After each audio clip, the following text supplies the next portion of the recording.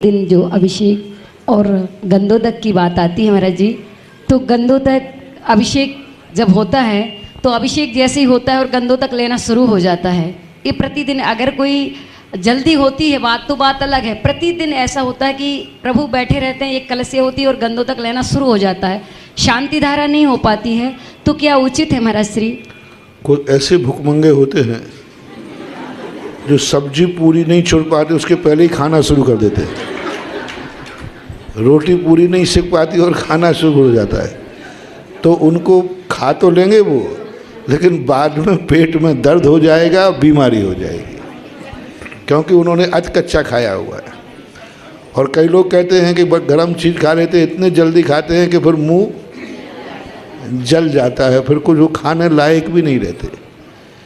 इसलिए धर्म की क्रियाएं जो हैं पूर्ण हुए बिना तुम करोगे, वो गंधोदक तुम्हें फायदा नहीं करेगा, नुकसान करेगा। वो उतना तुम ले तो लोगे, गंधोदक का एक दस्तूर हो गया। जब तक गंधोदक चढ़ने के बाद भगवान का अर्घ नहीं चढ़ जाता है जो, तब तक गंधोदक लेना वो पूर्ण गंधोदक नहीं माना जा सकता। गंधोदक की एक प्रक्रिया है। यही तो सबसे बड़ा नुकसान हुआ कि मैंने जब देखा कि लोग गंधोदक को बदनाम करते। लोगों ने प्रश्न किए मेरे सामने कि बोले महाराज आप लोग कहते हो कि गंधोदक से 700 कोड़ियों के कोड़ दूर हुए थे, गंधोदक में ये है, हमारे लिए तो कोई फ़ायदा नहीं हो रहा है, बल्कि हमने फुड़िया में लगा लिया तो वो फोड़ा और हो गया। मैंने कहा ये लोग तो गंधोदक को बदनाम कर देंगे। फिर मैंने सोचा कि मैं गंधोदक देखूं सही कि गंधोदक है कि नहीं। तो मैंने जब तुम्हारे अभिषेक करने की प्रक्रिया देखी तो फिर मुझे गुस्सा आया। मैंने कि तुम लोग गंधोदक बनाते ही नहीं हो। आए और सीधा लोटा उठाया भगवान के 1008 कलशों की, भगवान की नहीं कलशों की, लोटा उठा के ढाल दिया, कुछ नहीं पड़ते, कुछ नहीं होने वाला बंधु। जब फिर मैंने सोचा कि नहीं ये गंधोदक को बदनाम करेंगे, फिर मैंने जब से गंधोदक के अभिषेक की विधि बताई। अभिषेक करने के 5 नंबर हैं और अभिषेक विधि से करने के 15 नंबर हैं। अब तुमने जल ढाल दिया अकेला तो तुम्हें 5 नंबर मिलेंगे, फैल हो, वो गंधोदक फैल है।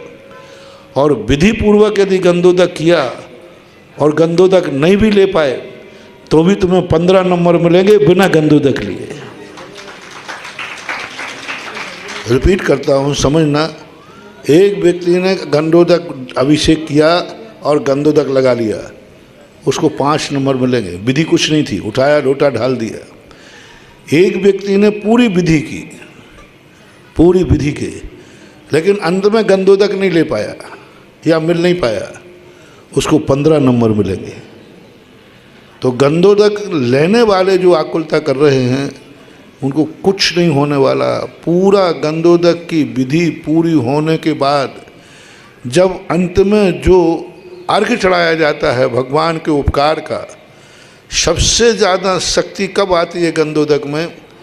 जब वो तुम अभिषेक के बाद आभार में अर्घ चढ़ते हैं। भगवान को अभिषेक के समय 2 अर्घ चढ़ते हैं। पहला अर्घ चढ़ता है शुरू में आज्ञा के लिए, हे प्रभु मुझे आपका गंधोदक चाहिए है, इसलिए मैं आपके अभिषेक करता हूँ, वो पहला। और अंत का अर्घ होता है आभार का। जो आभार का अर्घ होता है, पानी चंदन सदक्षत पुष्प पुंज, ऐसे ही है ना, वो जो चढ़ता है उस समय गंधोदक में ताकत आती है कि हे भगवान आपके मैं अनंत आभारी हूँ। आपने जिंदगी में कभी निहन नहीं किया, लेकिन हम पापियों के पाप धोने के लिए आपने अभिषेक करा लिया है, मैं आपका आभारी हूँ। वो जो आभार का अर्घ चढ़ने के बाद गंधोदक लोगे, वो गंधोदक पूर्ण गंधोदक माना जाता है। और जहाँ भगवान बैठे हुए हैं वहाँ से कभी गंधोदक नहीं लेना। भगवान उठ जाने के बाद अथवा वहाँ से गंधोदक जो बाहर निकल के आया है वह गंधोदक लेना चाहिए। पूर्ण गंधोदक वही है, अन्यथा अधूरे में गंधोदक लेते हो, गलत है।